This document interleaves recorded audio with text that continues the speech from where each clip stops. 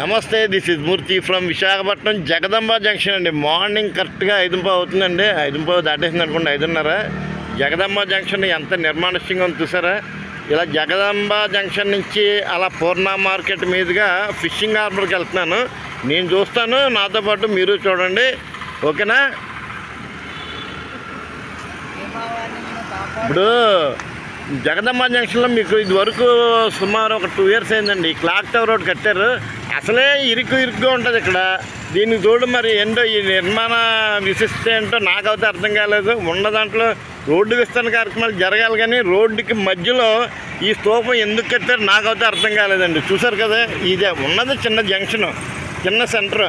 అంటే రద్దీ ఎక్కువగా ఉన్న ఒక పెద్ద ప్లేస్ అనుకోవచ్చు. ఇటువంటి ప్లేస్లో ఉన్నంతలో అడ్డు తొలగించాలి, కానీ ఈ మహానుభావుడు ఏ మహానుభావుడికి వచ్చింది ఐడియా ఈ స్తూపాన్ని అడ్డంగా కట్టారు. అంటే ఇక్కడ మతాన్ని లేకపోతే దీన్ని ఒక ప్రాశస్త్యాన్ని నేను విమర్శిస్తలేదు, కానీ అభిమాన ఆప్యాయతలు ఉంటే వేరేగా చూపించుకోవాలని మానవాళికి అంటే సభ్య సమాజానికి ఇబ్బందిగా ఉండే రకంగా ఇటువంటి అవసరం ఏంటండి, ఒకసారి ఆలోచించండి. ఇది నా అభిప్రాయం. కాస్త ముందుకెళ్దాం. చెప్పడం మర్చాను, చూశారు కదా, ఇదో వెనకాల ఉన్నది కదా, అక్కడ కాంపౌండ్ వాల్ ఉన్నది. అది చాలా ఇంపార్టెంట్ అని తెలుసు అనమాట. అంటే మొర్జానియా వైట్ అండ్ బహుశా అది మిషనరీకి సంబంధించిన స్థలం అనుకుంటా. దాన్ని అభివృద్ధి చేయలేము, ఏమీ చేయలేము. కొన్ని వందల సంవత్సరాల నుంచి అలాగే ఉంది. ఇంత సెంటర్లో అంటే ఒక రకంగా శ్మశానం లాంటిది. మరి దాన్ని వెళ్ళిన వారు ఏం చేస్తారో తెలీదు. ఇటువంటి మెయిన్ ముఖ్యమైన స్థలాలు చాలా ఉన్నాయి, నిరుపయోగంగా ఉన్నాయి. దాన్ని కానీ ఉపయోగంలో తీసుకొస్తే అన్ని రకాలుగా బాగుంటుంది. అదిగోండి జగదంబ. అంటే వైజాగ్ అనగానే ఆర్కే బీచ్, తర్వాత సిటీకి వచ్చేటప్పుడు జగదంబ వచ్చేస్తుంది.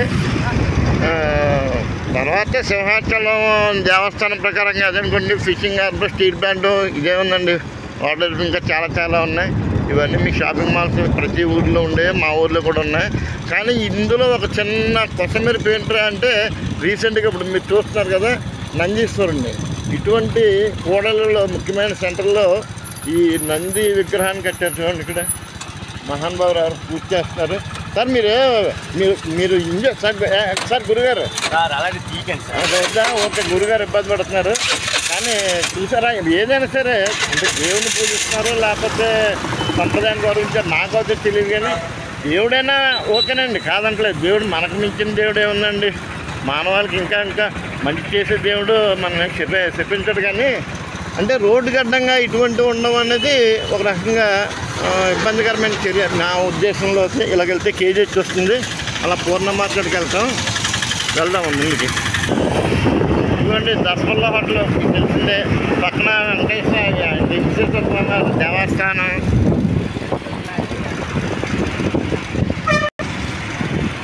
ఇదిగోండి వైజాగ్ సెంటర్లో పక్కన అన్నా క్యాంటీన్. కానీ ఇదొక సూపర్ మార్కెట్ అనుకొని చెప్పొచ్చండి. ఒక మంచి సాంప్రదాయం మళ్ళీ వెలుగులోకి వచ్చింది. అన్నా క్యాంటీన్ ఎర్లీ మార్నింగ్ మీకు 7 గంటల నుంచి ఓపెన్ అవుతుంది.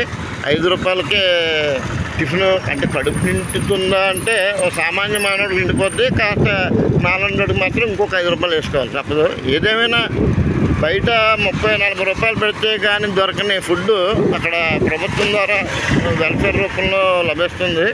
అంటే ఇన్ఫ్రాస్ట్రక్చర్ డెవలప్మెంట్తో పాటుగా ఇటువంటి చిన్న పర్వాలేదు. అంటే రోజువారీ జీవితం గడిపే కూలీలు కానీ, కళాశీలు కానీ, ఆటో వాళ్ళు కానీ, సేల్స్ రిప్రజెంటేటివ్లకు కానీ అటువంటి వాళ్ళకి కాస్త ఊరటం ఇచ్చినట్టు అవుతుంది. ఇదిగోండి, ఇది మీకు అందరికీ తెలిసిందే. ఇక్కడ శ్రీ అభయ ఆంజనేయ స్వామి ఆలయం. ఇది పూర్ణ మార్కెట్కి వస్తున్నాం. చూడండి, పూర్ణ మార్కెట్ అంటే హోల్సేల్ అండి. ఇక్కడ చూడండి, కొబ్బరికాయలు ఇలా గుట్టలుగా రాసులుగా పోసి అమ్ముతారు. కాయలు అయితే మీకు విడిగా ఎవరండి, మినిమమ్ 12-25 కొనాలి. అలా కొంటేనే ఇస్తారు. అది కాకపోతే కాస్త చౌక దొరుకుతాయి. బయట మీకు 20 రూపాయలు కాయ అనుకుంటే ఇక్కడ 10 రూపాయలు 12 రూపాయలు అంత పడుతుంది అన్నమాట. అది అలా హోల్సేల్లో వస్తుంది. ఇది ఒరిజినల్గా పూర్ణ మార్కెట్ స్వరూపం. అంటే ప్రజెంట్ అయితే 5:30 అయింది కాబట్టి ఇంకా ప్రశాంతంగా ఉంది. కాసేపు ఉంటే రద్దీతో కిటకిటలాడుతుంది. అంటే పూర్ణ మార్కెట్ అంటారు, కానీ పూర్తి పేరు అయితే సర్దార్ వల్లభాయ్ పటేల్ మార్కెట్ అండి. అంటే దీన్ని మళ్ళీ నిర్మించాలని ప్రభుత్వం భావిస్తుంది, కానీ ఇక్కడ మార్కెటింగ్లో ఉన్న సీనియర్స్ ఒప్పుకోవడం లేదు. ఎందుకంటే వాళ్ళ స్థలాభావంతో ఇది ఉంటుంది. ఇంకోటి ఇక్కడ మీకు పూర్ణ మార్కెట్ అభిముఖంగా ఒకటి ఉంటుంది, శ్రీ సత్యనారాయణ స్వామివారి దేవస్థానం. అంటే ఆర్చ్లోంచి పైకి వెళ్ళొచ్చు. ఒకవేళ ఇటు వెళ్దామా ఆలోచిద్దాం. ఒకసారి వీలైతే ఇప్పటివరకు మీరు చూడలేదు కాబట్టి అది కూడా చూపించే ప్రయత్నం చేస్తానండి. అలాంటి ఇలా చిన్నగా వెళ్తే కొండ అనమాట. అంటే వైజాగ్లో ఉన్న సత్యనారాయణ స్వామి, అన్నవరం సత్యనారాయణ స్వామి వేరు, ఇక్కడ వేరులేండి. కొన్ని వెళ్దాం, చూద్దాం. ఇక్కడ కూడా రోడ్డు అయితే బాగానే ఉంది, అలా ఘాట్ రోడ్లాగా. సత్యనారాయణ స్వామి అయినా ఒక ఆయన వెంకటేశ్వర స్వామి ఒకటి. అంటే హిందూ దేవుళ్ళు సాధారణంగా నేల మీద నిలబడరండి, అంత కొండల మీదే. చూసారు కదా నగరం అంతా ఇక్కడి నుంచి కనపడుతుంది. ఇంకా పైకి వెళ్ళాలి, అది కూడా అసలైన స్వామివారి ఆలయం అది. వెళ్దాం, ముందుకెళ్దాం కాస్త. మీరు వెళ్తున్నప్పుడు ఈ గోడ మీద చిన్న అంటే చిత్రాలు నిర్మించారు చూడండి, అవి చూసుకుంటూ వెళ్ళండి. ఎందుకంటే మన రామాయణం అంతా గోడ మీద చిత్రీకరించారు, మీరు గమనిస్తూ ఉంటే. అంటే గట్టిగా ఒకే దేవుడికి చూసుకుని వచ్చేయడం కాదు, చుట్టుపక్కల పరిసరాలు పరిశీలిస్తే ఇటువంటివన్నీ మీకు గోచరిస్తాయి. అదిగోండి స్వామివారి ఆలయం వస్తున్నాం కదా. దీన్ని ఇసుక కొండ అంటారండి. ఇసుక కొండ అంటే మన ఓల్డ్ మార్కెట్ అంటే పూర్ణ మార్కెట్ ఏరియా కానీ ఇసుక కొండ అంటారు. పౌర్ణమి కూడా ముఖ్యంగా ఇక్కడ ఏంటంటే పౌర్ణమి రోజున చాలా బాగా జరుగుద్ది. ఇక్కడ పౌర్ణమి రోజున స్వామివారికి కళ్యాణం కానీ అవి కానీ చాలా హడావుడి చేస్తారు.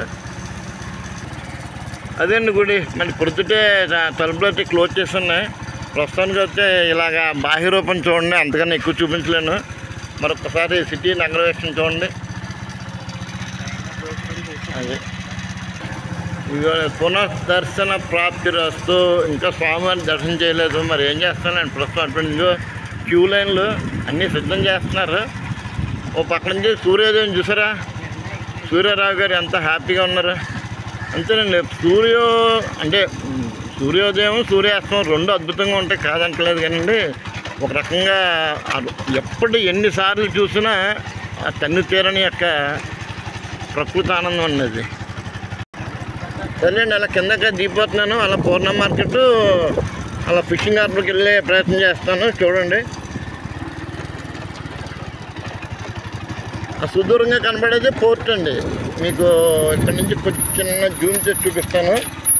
అలా చూడండి, కనబడుతుంది కదా లాస్ట్లో. అదిగోండి, అది పోర్ట్ అనమాట. అంటే మన సముద్రానికి ఆనుకొని ఉంటుంది. ఇదిగోండి సత్యనారాయణ స్వామివారి గుడి దగ్గర నుంచి కిందకి దిగాం కదా. ఇప్పుడు మళ్ళీ పూర్ణ మార్కెట్ రోడ్లో వచ్చాము. ఇప్పుడు మాకు వైజాగ్ ఎలవేల్పండి కనక మహాలక్ష్మి అమ్మవారి గుడి దగ్గర మీదుగా, అంటే గుడి మీదుగా ఫిషింగ్ హార్బర్కి వెళ్దాం. చూడండి, ఇదిగోండి జగన్నాథ స్వామివారి ఆలయం. అంటే వైజాగ్ వాస్తవాలు చాలామంది తెలిసిందే.